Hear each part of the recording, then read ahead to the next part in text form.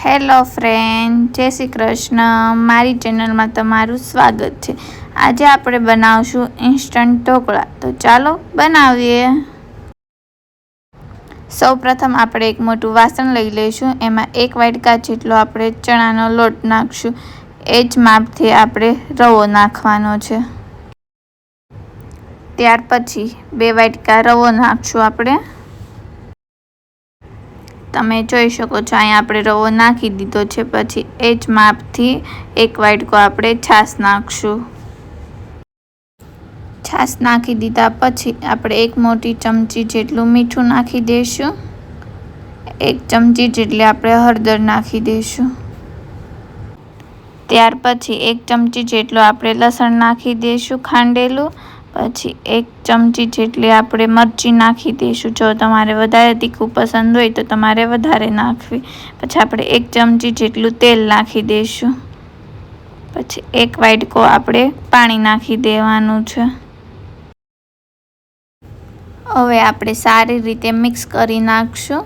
ખીરામાં ગાંઠો ન રહે એ રીતે આપણે મિક્સ કરી નાખવાનું છે. તમારે એનું ખાસ ધ્યાન રાખવાનું છે.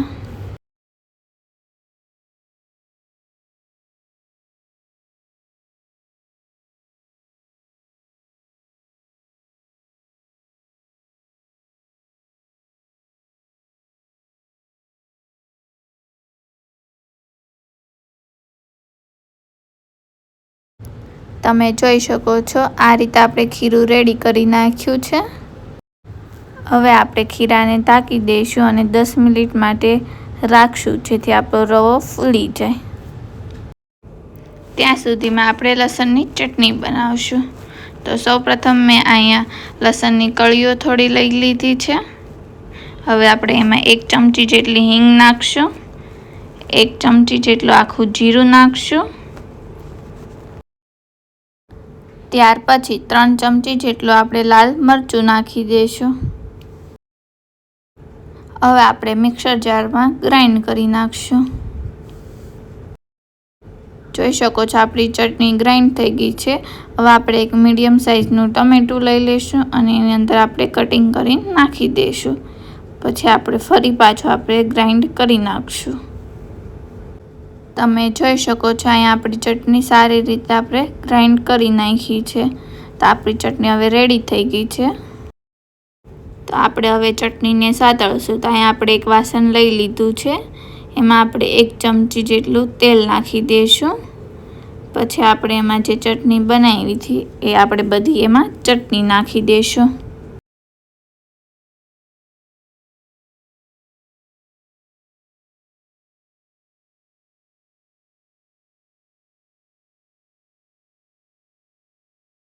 તમે જોઈ શકો છો આપણે બધી ચટણી નાખી દીધી છે. હવે આપણે સારી રીતે મિક્સ કરી નાખશું અને ગેસની ફ્લેમ લો રાખીને આપણે ધીમા તાપે સાતળવા દઈશું.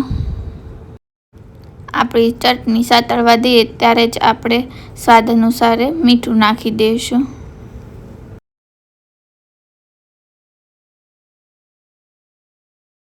બે મિનિટ થઈ ગઈ છે અને તમે જોઈ શકો છો આપણી ચટણી સારી રીતે સતળાઈ ગઈ છે.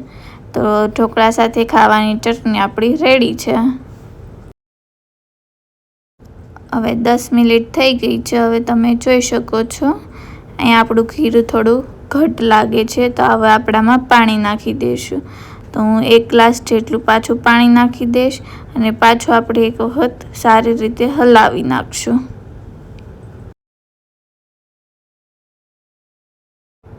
તમે જોઈ શકો છો આ રીતે આપણે ખીરું રેડી કરી નાખશું. હવે આપણે ખીરામાં 1 ચમચી જેટલી ખાંડ ઉમેરી દઈશું. ત્યાર પછી આપણે 1 ચમચી જેટલો ઈનો નાખશું. પછી આપણે એમાં અડધું લીંબુ આપણે ઉપર નીચવી નાખશું.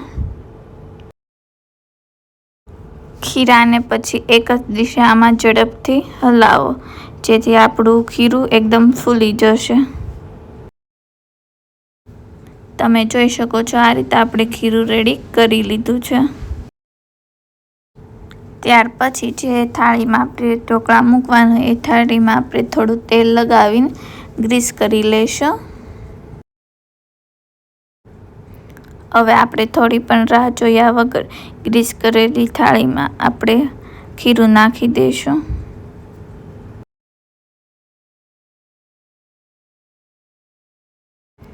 તમે જોઈ શકો છો અહીં આપણે ખીરું નાખી દીધું છે.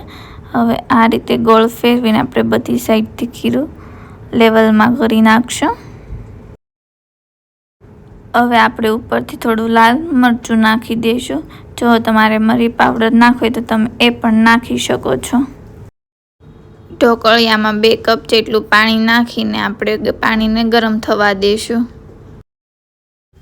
પાણી ગરમ થઈ ગયું છે. આપણે ડીશને ઢોકળિયામાં મૂકી દઈશું.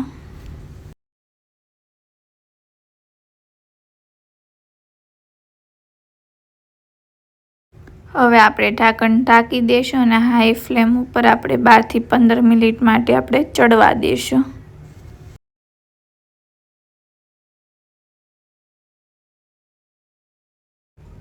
દસ 12 મિનિટ થઈ ગઈ છે. હવે આપણે ઢાંકણ ખોલીને જોઈશું. આપણે ચપ્પુ નાખીને જોઈ જોયું. જો ચપ્પુ સાફ બહાર આવે તો આપણા ઢોકળા રેડી છે. તમે જોઈ શકો છો અહીંયા. તમે જોઈ શકો છો આપણે ઢોકળિયામાંથી ડીશ ઉતારી લીધી છે. હવે આપણે આની ઉપર થોડા ધાણા નાખી દઈશું. ધાણા નાખીને આપણે ઉપરથી થોડું તેલ લગાવી દઈશું. તમે જોઈ શકો છો આપણા ઢોકળા અહીંયા એકદમ રેડી થઈ ગયા છે. ખીરામાં ઈનો ત્યારે જ ઉમેરવાનો જ્યારે તમારે ઢોકળિયામાં ડીશ મેકવી હોય ત્યારે જ તમારે ઇન્સ્ટન્ટ ઈનો ઉમેરવાનો, નહીંતર તમારા ઢોકળા પછી ફૂલશે નહીં.